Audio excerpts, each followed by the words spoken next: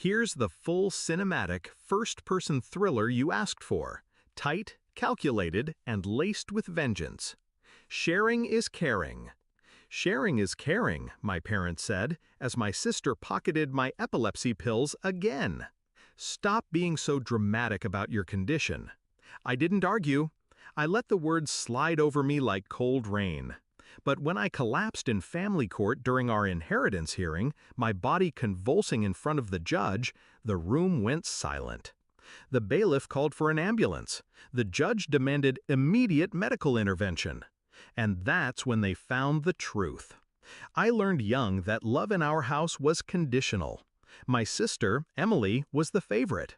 Charming, golden-haired. Her laughter could shatter our parents' discipline like glass. Mine? Mine was tolerated. I was the delicate one, the inconvenience, the one who made everything harder because of the pills lined up on my nightstand. Emily figured out early that my weakness was leverage. Sometimes she'd borrow my medication, giggling about how she was just testing if I'd notice. When I'd call her out, our parents would shake their heads. "Stop being so possessive. You have more at the pharmacy." Possessive. That's what they called wanting to live. The betrayal wasn't sudden. It was a slow bleed.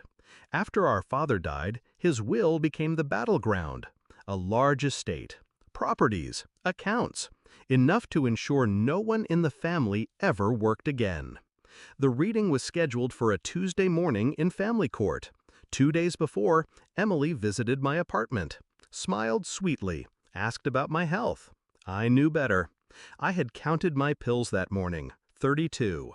That night, after she left, there were 26. Not enough to last me to the hearing. Not enough to prevent what she wanted everyone to see. Me weak, unstable, incapable of managing an inheritance. I didn't panic. I planned. At dawn, I called my doctor, reported the missing pills, got a temporary refill, but I didn't take them. Not yet. Then I called my attorney and requested something unusual, that my medications be logged as part of the evidence if anything happened to me during the hearing. A quiet trap. The day came. The courtroom smelled faintly of dust and disinfectant.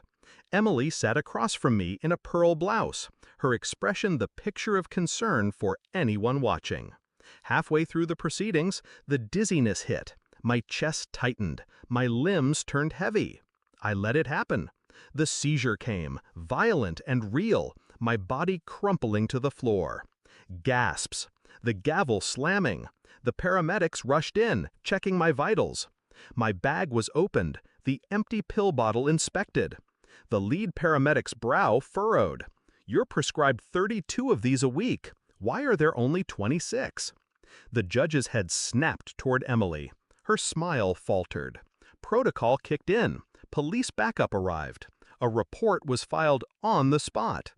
My attorney, anticipating this moment, handed over the security footage from my apartment, the one I'd installed months ago when the thefts began. There she was, Emily, in my kitchen, sliding the pills into her pocket with the ease of long practice. The courtroom air changed, thick, electric. The judge's voice was ice.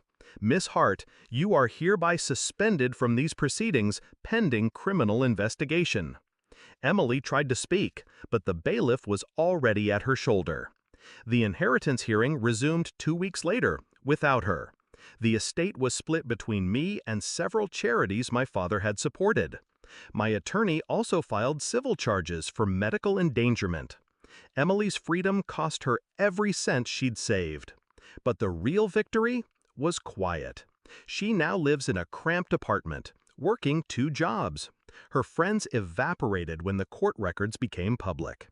Sometimes I think about that moment in the courtroom. Me on the floor, the room spinning, her face just before it all fell apart. There wasn't fear at first, just confusion, then realization, then the collapse. Not of her body, but of everything she thought she had over me. People call what I did revenge. I call it proof. Because in my family, sharing wasn't caring. It was taking.